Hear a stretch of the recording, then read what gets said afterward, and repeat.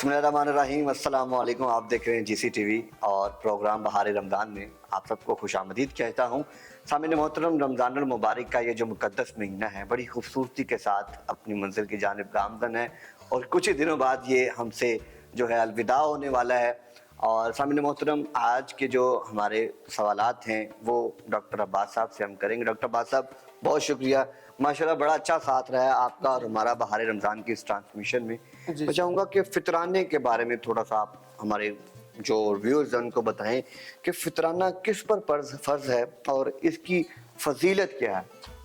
اچھا، بہت شکریہ نعمان بھائی آپ کا، ہم بڑے اچھے سے سوال و جواب کر رہے ہیں۔ جی، تو فطرانہ جیسے عید الفطر ہے تو اسی سے فطرانہ ہے، ٹھیک ہے، یعنی کہ صدقہ فطر بھی اس کو کہتے ہیں۔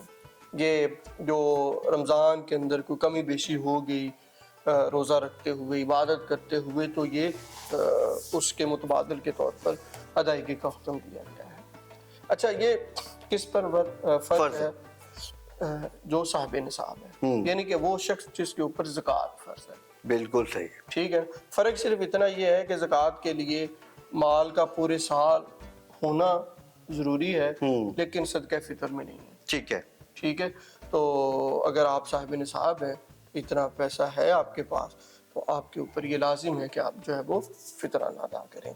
اچھا، فطرانہ آپ نے ایک ایک فرد کا دینا ہے، اچھا، چاہے وہ روزہ رکھتا ہے چاہے وہ روزہ نہیں رکھتا، ٹھیک، تو آپ نے ہر ایک کی طرف سے جو ہے وہ ایک بچہ، یعنی کہ عید سے ایک دن پہلے، یعنی کہ آخری جو رات تھی یا دن تھا روزہ تھا، اس دن بھی کوئی اگر بچہ اس دنیا میں آ گیا ہے، اللہ نے نعمت دی تو اس کی طرف سے بھی یہ ادائیگی ہو۔ اللہ تعالیٰ نے اس کے اوپر حکم دے دیا، ٹھیک، صحیح ہے۔ تو یہ تو اب کن کو دے سکتے ہیں؟ وہی جن لوگوں کو آپ زکوٰۃ دے سکتے ہیں، سب سے پہلے قریبی رشتہ دار ہیں، دوست احباب ہیں، تو ان کو آپ یہ دیں۔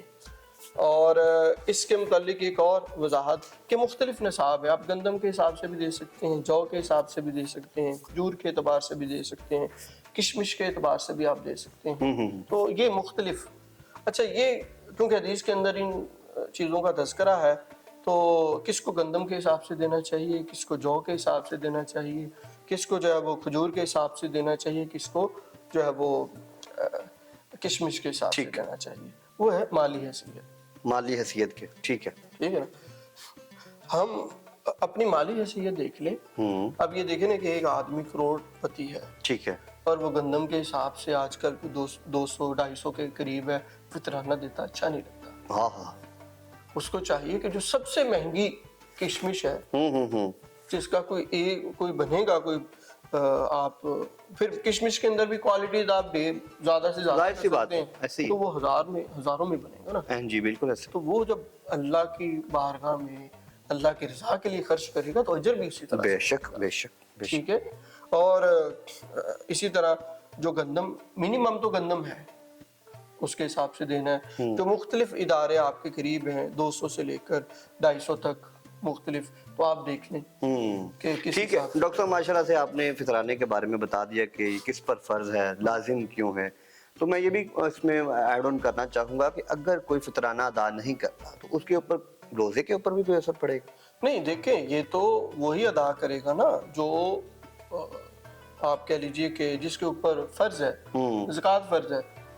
جس کے اوپر زکوٰۃ فرض نہیں ہے اس پر صدقہ فطر بھی یہ کلیئر ہو گیا نا سوال، ٹھیک ہے۔ ہر ایک کے لیے نہیں ہے، ریپیٹ میں نے اس لیے کروایا تاکہ آڈینس کو کلیئر ہو جائے کہ اگر کوئی فطرانہ ادا نہیں کرتا لیکن اگر اس نے زکوٰۃ ادا کیا پھر فطرانہ لازم ہے، یہ اس کے لیے ہے جس پر زکوٰۃ فرض ہے، یہ اس کے لیے نہیں ہے۔ مثال کے طور پر ایک بڑی مشکل سے اپنی روزی روٹی ہی پوری کر رہا ہے تو وہ صدقہ فطر اس کے اوپر لازم نہیں۔ ہاں، اگر اس کو مسائل ہے وہ صدقہ فطر لے ضرور سکتا ہے۔ بالکل صحیح ہے، ٹھیک ہے۔ اچھا، ایک اور سوال ہمیں آیا تھا کہ جی کیا فطرانہ ہر سال ایک جیسا ہوتا ہے یا مہنگائی کے مطابق بدلتا رہتا ہے؟ ظاہری بات ہے، مہنگائی کے اعتبار سے یہ بدلتا رہتا ہے، نصاب تو ایک ہی ہے، ٹھیک ہے، ٹھیک ہے نا، کہ اتنی آپ نے گندم ہے، اتنا جو ہے، اتنی کھجور ہے، وہ حدیث کے اندر۔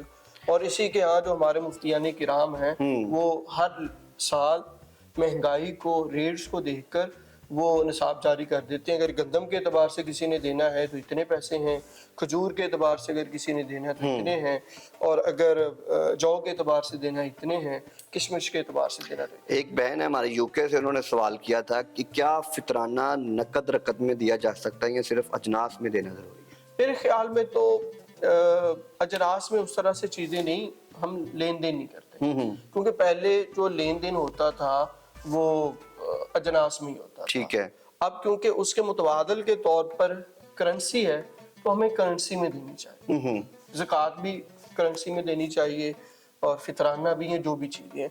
अब मिसाल के तौर पर अब जिसको हम फितराना या ज़कात दे रहे हैं, अब उसको गंदम की जरूरत नहीं है, आटा उसके पास है, बिल्कुल सही है। उसको मेडिसिन की जरूरत है, तो अब वो बेचारा क्या करेगा कि वो आटा जाके फरोख्त करे, उससे पैसे ले, पैसे भी कम मिलेंगे उसको, तो हमें पैसे देने चाहिए, बेशक। उसकी एक असेसमेंट करवा के। ठीक है। तो